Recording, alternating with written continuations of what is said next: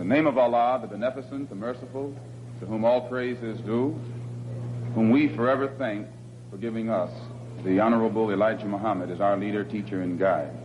And I specifically, ladies and gentlemen, and brothers and sisters, open up like that because I am a representative of the Honorable Elijah Muhammad. And were it not for him, you and I wouldn't be here today.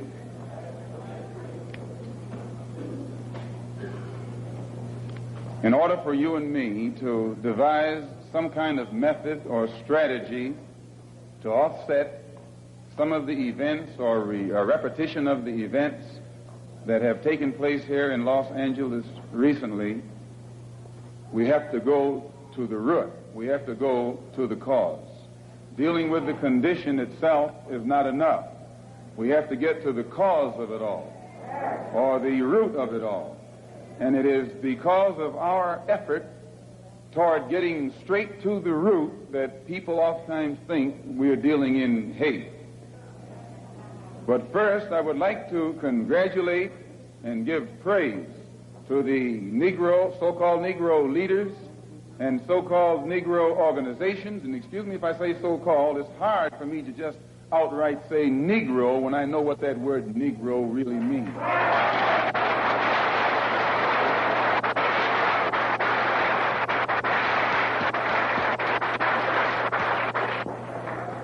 The person whom you have come to know as Ronald Stokes, we know him as Brother Ronald, one of the most religious persons who displayed the highest form of morals of any black person anywhere on this earth. And as one of the previous speakers pointed out who knew him, everyone who knew him had to give him credit for being a good man, a clean man, an intelligent man, and an innocent man when he was murdered.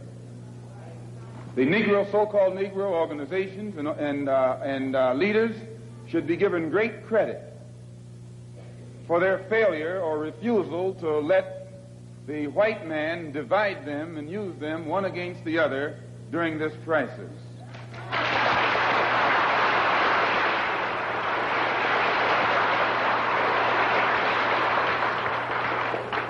As Reverend Wilfred Wilson pointed out, I think it was 8 years ago today that the Supreme Court handed down the desegregation decision. And despite the fact that 8 years have gone past, that decision hasn't been implemented yet.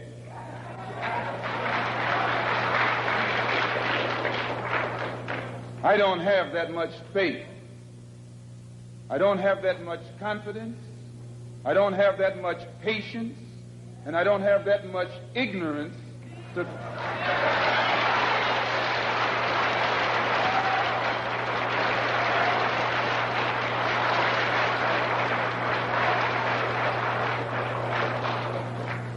If the Supreme Court, which is the highest law-making body in the country, can pass a decision that can't get even 8% compliance with in 8 years because it's for black people, then my patience has run out.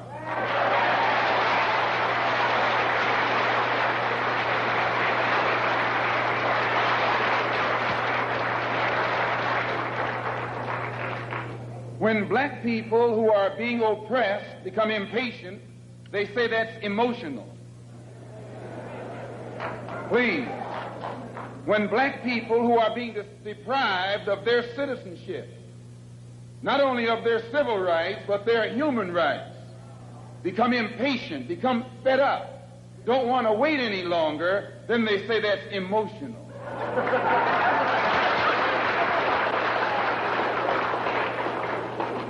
The Negro, so-called Negro leaders and organizations should be praised. They should be congratulated. They should be complimented. Because out of all of them combined, the white man has not yet found one who will play the role of Uncle Tom.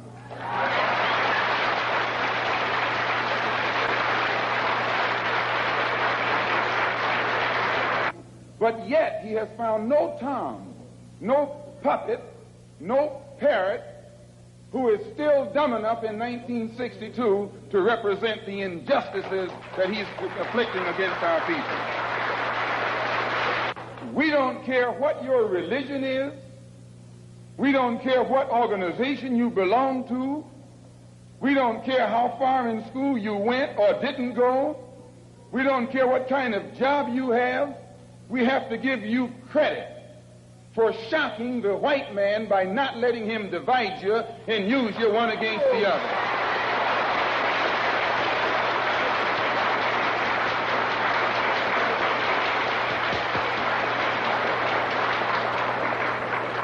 In the past, the greatest weapon the white man has had has been his ability to divide and conquer.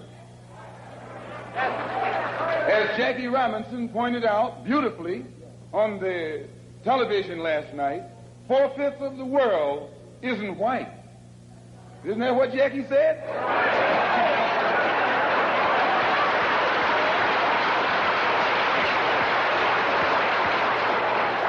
And if 4/5 of the world is dark, how is it possible for 1/5 to rule, oppress, exploit, dominate, and brutalize the 4/5 who are in the majority? How do they do it? Divide and conquer.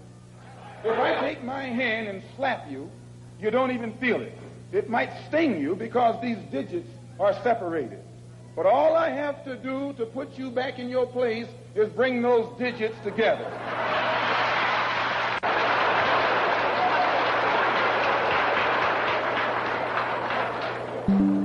This is what the white man has done to you and me.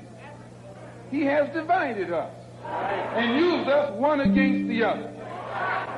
But today, thanks to Allah, you can say thanks to God or thanks to Jesus or thanks to Jehovah, whatever you want.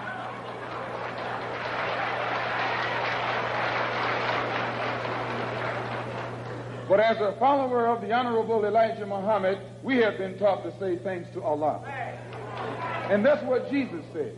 Jesus called on Allah. He said, Allah, Allah, lama asabachthani. I believe what's good for Jesus is good for you. If Allah was good enough for Jesus to call upon, I think he should be good enough for you to call upon. Since the so-called Negro community has shocked the white man by resisting all efforts to divide us, I think that you and I should continue to shock him by staying and working together in unity. Despite religious, political, economic, or educational or social differences, let us remember that we are not brutalized because we're Baptists. We're not brutalized because we're Methodists. We're not brutalized because we're Muslims. We're not brutalized because we're Catholics. We're brutalized because we are black people in America. Here, your mother is being raped, and you're not supposed to be emotional. Your women, please, your women can't walk the street without some cracker putting his hands on her, and you're not supposed to be emotional.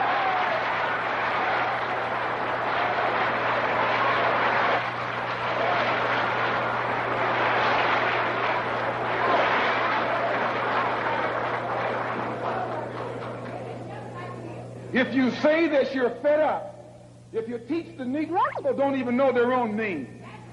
Why? Because he took it away from them. Please. 20 million black people don't even know their own language. Why? Because he took it away from them.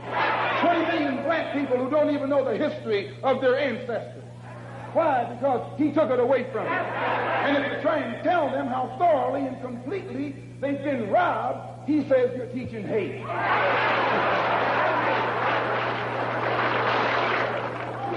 That's something to think about. Today you are coming out of college. You're coming out of the leading universities. You're trying to go in a good direction, but you don't know which direction to go in. And if somebody tries to take you right to the root of your problem, they say that that man's a hate teacher. If I ask why should the senators in Washington, and then again if we tell you that Negroes are being hung on the tree or being shot down illegally, unjustly, And those Negroes should do something to protect themselves. You say you're advocating violence. The white man is tricking you. He's trapping you. He doesn't call it violence when he lands troops in South Vietnam. Please. He doesn't call it violence when he lands troops in Berlin. When the Japanese attacked Pearl Harbor, he didn't say get nonviolent. He said, praise the Lord, but pass the ammunition.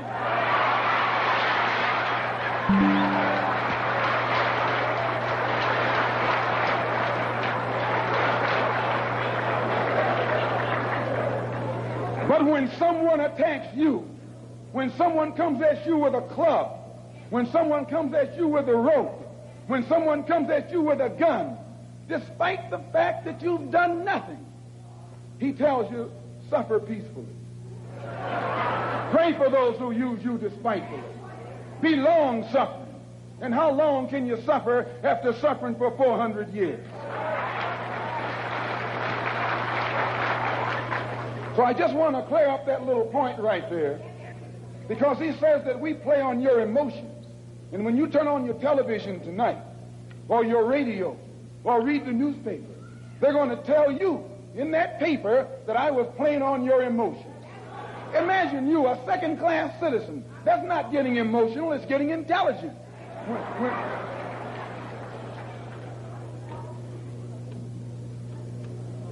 And as far as your mayor is concerned, I see you should say their mayor. A man named Yorty, who has been slandering the Muslims, a professional liar,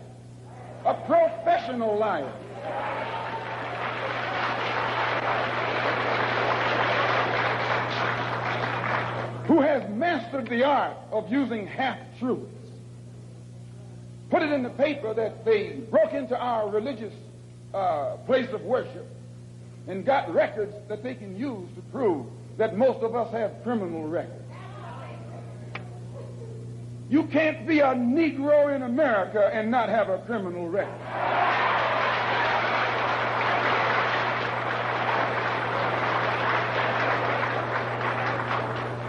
Martin Luther King has been to jail. Please. James Farmer has been to jail. Why, you can't name a black man in this country who is sick and tired of the hell that he's catching who hasn't been to jail.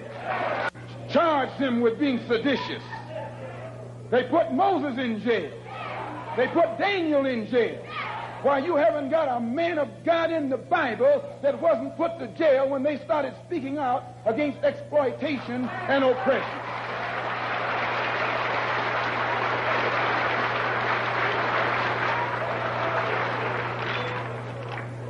They charged Jesus with sedition. Didn't they do that? They said he was against Caesar. They said he was discriminating because he told his disciples, go not the way of the Gentiles, but rather go to the lost sheep. He discriminated. Don't go near the Gentiles, go to the lost sheep. Go to the oppressed. Go to the downtrodden. Go to the exploited. Go to the people who don't know who they are, who are lost from the knowledge of themselves, and who are strangers in a land that is not theirs. Go to those people. Go to the slaves. Go to the second-class citizens. Go to the ones who are suffering the brunt of Caesar's brutality. And if Jesus were here in America today, he wouldn't be going to the white man. The white man is the oppressor. He would be going to the oppressed. He would be going to the humble. He would be going to the lowly. He would be going to the rejected and the despised. He would be going to the so-called American Negro.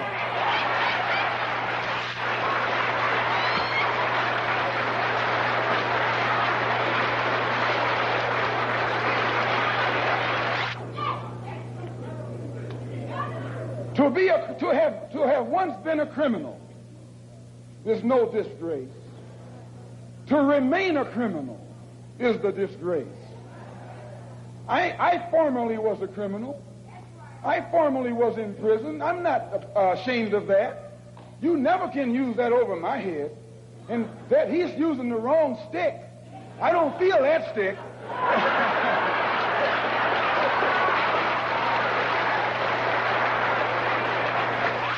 I went to prison because I believed in men like Sam Yorty. I went to prison because I trusted men like Sam Yorty. I went to prison following the philosophy of men like Sam Yorty. But since I've been following the Honorable Elijah Muhammad, I have been reformed, and that's more, please. That's more than Sam Yorty and Chief Parker and all these other white politicians have been able to do with the inmates in the prisons of this state. They should give Mr. Muhammad credit. They should give Mr. Muhammad credit for reforming and rehabilitating men whom they have failed to reform and rehabilitate.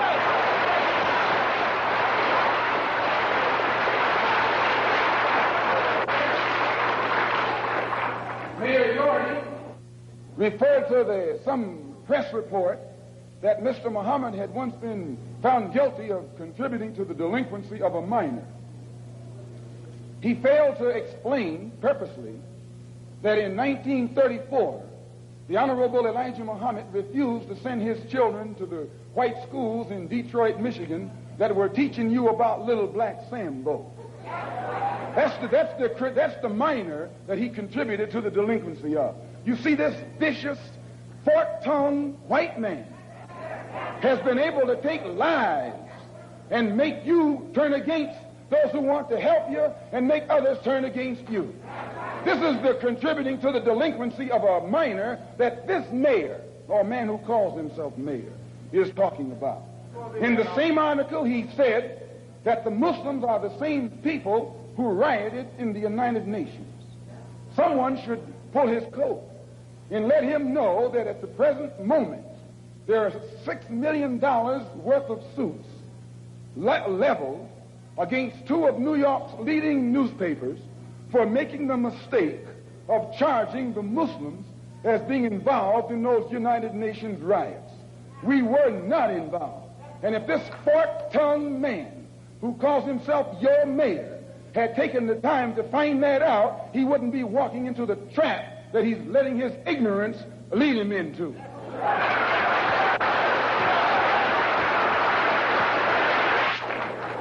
And if you will take the time to read the Washington Post that came out the Sunday after that incident took place, the Washington Post pointed out on the front page that the Muslims had nothing to do with the UN riots. And they quoted, in saying so, the person who was at that time the commissioner of police in New York City. See, it's lies that the white man has spread about the Muslims to try and make you afraid of the Muslims, or to try and make you think that the Muslims were a criminal element, an uncouth element, and things that you would not like to be associated with. Also, they say that I'm just clearing these things up, and then we're going to get into what happened. They also say that the Honorable Elijah Muhammad was a draft dodger. No, he wasn't. He just refused to go to the army because he was a man of peace. He was a minister of a religion of peace. He was teaching peace. So he outright refused to go to the army. That's not draft dodging. That's intelligence. Appear before the grand jury, because the coroner's jury is stacked against Negroes. The grand jury is stacked against Negroes. The press, the radio, the television, and the newspapers are stacked against Negroes. But please, the Los Angeles Police Department is stacked against Negroes. He is stacked against all Negroes, all except those whom he has appointed to high positions. The controlled press, the white press, inflames the white public against Negroes. The police are able to use it to paint the Negro community as a criminal element. The police are able to use the press to make the white public think that 90% or 99% of the Negroes in the Negro community are criminals. And once the white public is convinced that most of the Negro community is a criminal element, then this automatically paves the way for the police to move into the Negro community, exercising Gestapo tactics, stopping any black man who is on the sidewalk, whether he is guilty or whether he is innocent, whether he is well-dressed or whether he is poorly dressed, whether he is educated or whether he is dumb, whether he's a Christian or whether he's a Muslim. As long as he is black and a member of the Negro community, the white public thinks that the white policeman is justified in going in there and trampling on that man's civil rights and on that man's human rights. Once the police have convinced the white public that the so-called Negro community is a criminal element, they can go in and question, brutalize, murder unarmed, innocent Negroes, and the white public is gullible enough to back them up. This makes the Negro community a police state. This makes the Negro neighborhood a police state. It's the most heavily patrolled. It has more police in it than any other neighborhood, yet it has more crime in it than any other neighborhood. How can you have more cops and more crime? Why? It shows you that the cops must be in cahoots with the criminal.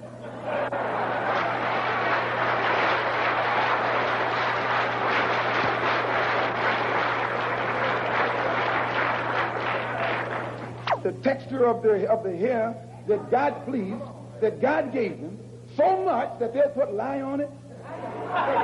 Do you realize? Now, you know, brother, lye will eat a hole in steel, and you know your head is not that hard.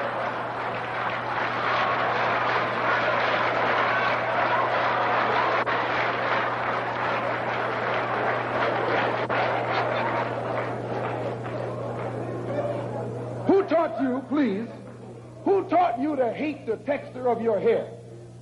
Who taught you to hate the color of your skin to such extent that you bleach to get like the white man? Who taught you to hate the shape of your nose and the shape of your lips? Who taught you to hate yourself from the top of your head to the soles of your feet? Who taught you to hate your own kind? Who taught you to hate the race that you belong to? So much so that you don't want to be around each other. No, before you come asking Mr. Muhammad, does he teach hate, you should ask yourself, who taught you to hate being what God gave you?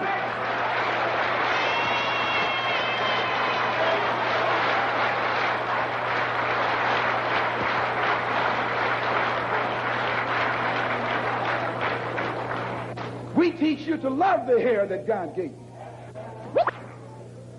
Here you way out in the middle of the ocean, can't swim, and you worried about someone that's in the bathtub and can't swim.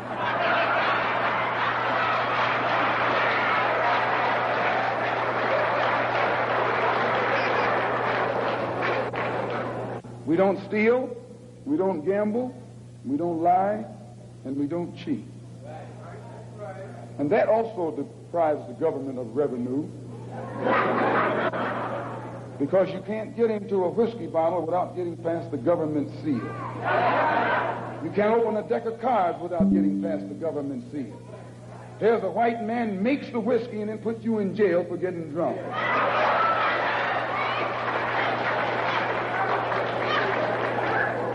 He sells you the cards and the dice and puts you in jail when he catches you using them. So he's against us because we fix it where he can't catch you anymore. We take the dice out of your hands and the cards out of your hands and the whiskey out of your head. The most disrespected person in America is the black woman. The most unprotected person in America is the black woman. The most neglected person in America is the black woman. And as Muslims, the Honorable Elijah Muhammad teaches us to respect our women and to protect our women. And the only time a Muslim really gets real violent is when someone goes to molest his woman. We will kill you for our woman. I'm making it plain, yes. We will kill you for our woman. We believe that if the white man will do whatever is necessary to see that his woman gets respect and protection, then you and I will never be recognized as men until we stand up like men and place the same penalty over the head of anyone who puts his filthy hands out to put in the direction of our women.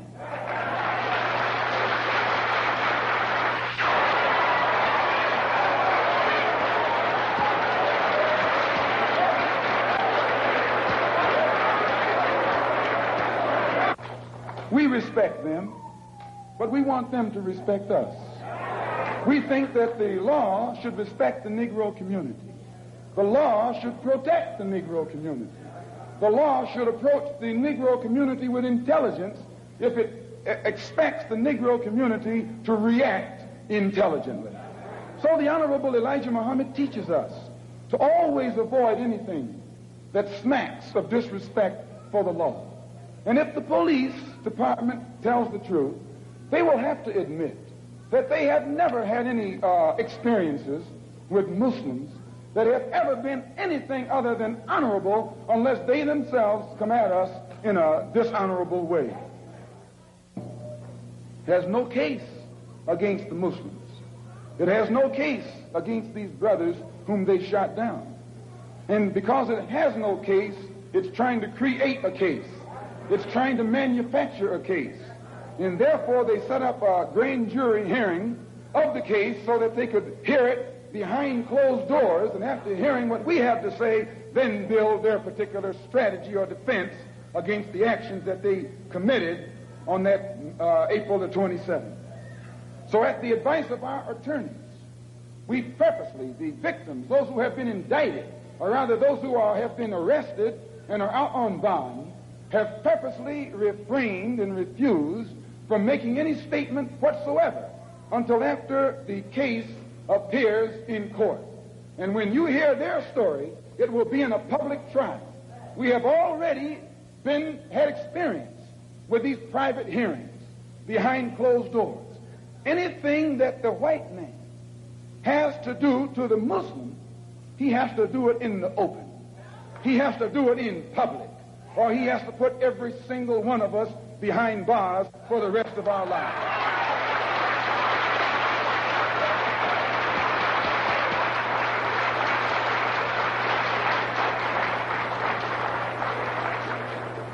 When Mayor Yorty called for a government investigation of a religious group that has the highest moral standard of any group in the Negro community, Mayor Yorty was giving you an example of what Hitler did in Nazi Germany when he began to go on the rampage.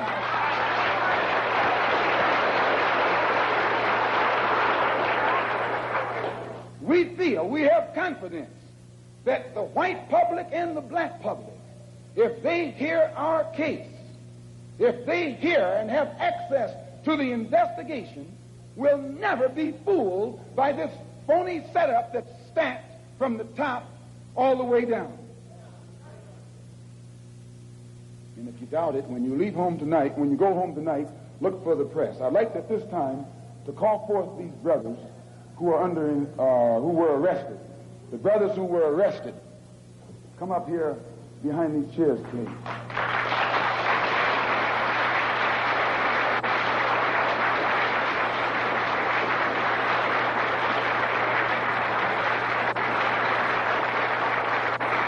They were suspects.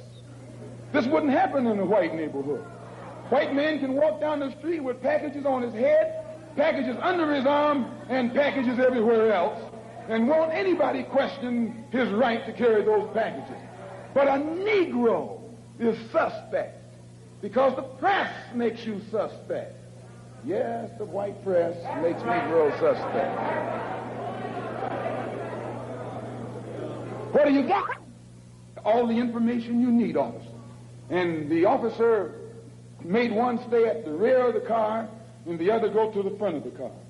And while he was taking the one to the front of the car, the polite attitude, the humble air, the submissive, intelligent, peaceful spirit that he unexpectedly found in this Negro infuriated him. And he began to, he told the brother, put down your hands. Brother was talking. He's not a criminal. A man has a right on the sidewalk to talk with his hands. Put down your hand. Don't talk with your hands. And when the brother continued to gesture with his hands, the officer grabbed his hand, twisted it around behind his back, flung him up against the car, and then that's when hell broke loose. That was when hell broke loose. A struggle ensued. Shots were fired by the police and by a Negro door shaker.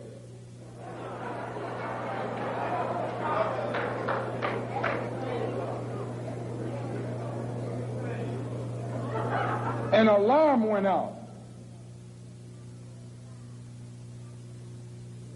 When the alarm went out, instead of the police going to the place where the incident occurred, the police went 1 block away to the temple.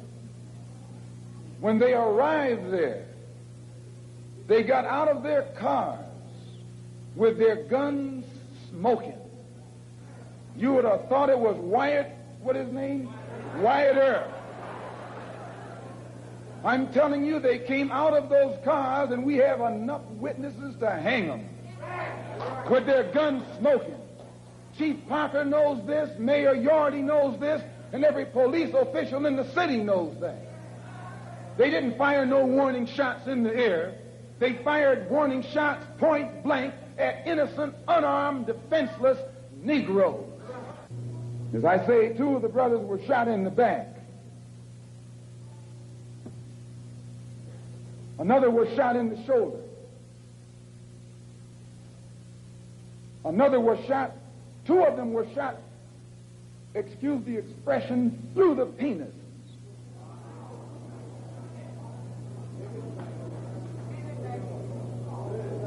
Another was shot in the hip, and the bullet came out the other side. Brother Arthur here was shot 1/4 of an inch from his heart. Let me tell you something, and I'll tell you why you say we hate white people. We don't hate anybody. We love our own people so much they think we hate the ones who are inflicting injustice against them.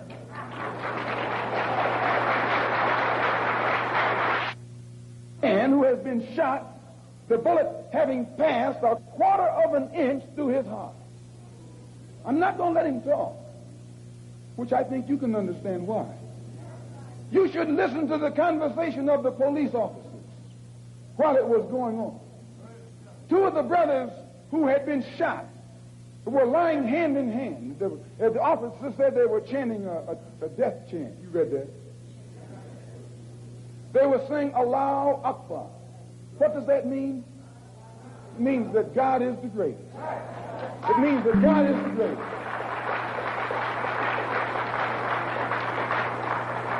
Understand, this that the white officer called a death chant was a prayer. They were praying when they were shot down. They were saying, Allahu Akbar. And it shook the officer up because they haven't heard black people talk any kind of talk but what they taught them.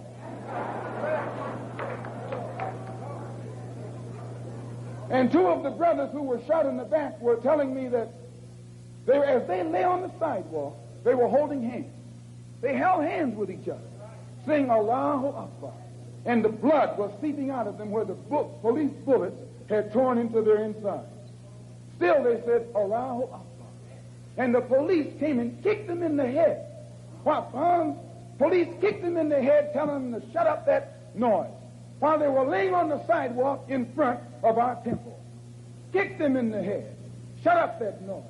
And one of them, when he was on his way to the police station in the ambulance, one of the ambulance attendants told the white cop, why don't you kill the nigger? He said, I'll tell him that he tried to get away. Why don't you kill the nigger while you got a chance? And I'll swear that he tried to get away. If he didn't say this, then I need to be put in jail, and I'll gladly go. One of them who was being taken to jail in a police car. As the ambulance sirens were coming to the place, one of the policemen said to the other, "What are the ambulances rushing for?" "Nothing but some niggers." So he looked in and saw the Muslim brother sitting beside him, and he said, and he shut up. But after he got to the jail, the same officer that said this turned to the brother and said, "I hope that you didn't get offended by what I said back there under the heat of emotion, because some of my best friends are colored." This is what he said. That's his password. Some of my best friends are colored.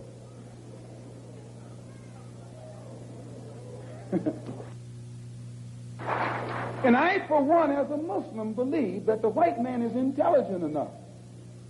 If he were made to realize how black people really feel and how fed up we are without that old compromise and sweet talk, why, you're the one that make it hard for yourself. The white man believes you when you go to him with that old sweet talk, because you've been sweet talking him ever since he brought you here. Stop sweet talking him. Tell him how you feel. Tell him what kind of hell you've been catching, and let him know that if he's not ready to clean his house up, if he's not ready to clean his house up, he shouldn't have a house. It should catch on fire and burn down.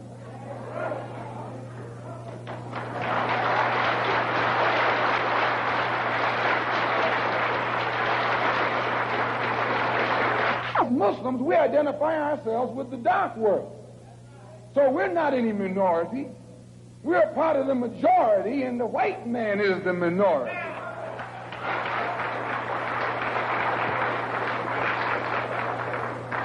You have to know this to understand us. We don't think any odds are against us. We don't fight a battle like the odds are against us. Why, the whole dark world today is in unity. It's one.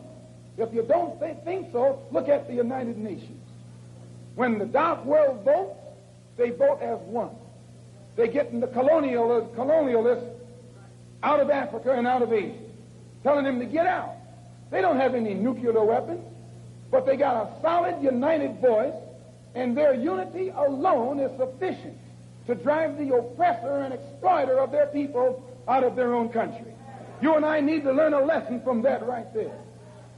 In the UN, the dark world consists of Buddhists, Hindus, Shintoists, Taoists, Christians, Muslims, everything. But they're together. They forget their religious and political differences. They think as one. They move as one against a common enemy. And out of Algeria, he's going. Don't think he's not going. He's going. They're getting him out of Angola, out of Tanganyika, out of Angola, out of Uganda, out of Kenya. He's going from South Africa too. He hasn't got long to be there. All over this earth, dark people who have been oppressed and exploited by those who are not their own kind, strangers, are coming together to get the oppressor off their back. You and I learn a lesson from that. We are oppressed. We are exploited.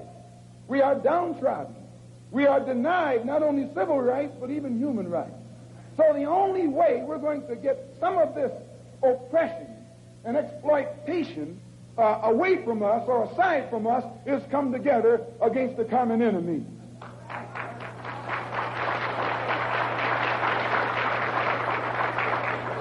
When they sat down at the Bandung Conference, everyone there had this in common: a dark skin. Some of those who were sitting there were socialists, some were communists, some were capitalists, some were Christians, some were Buddhists. They were everything.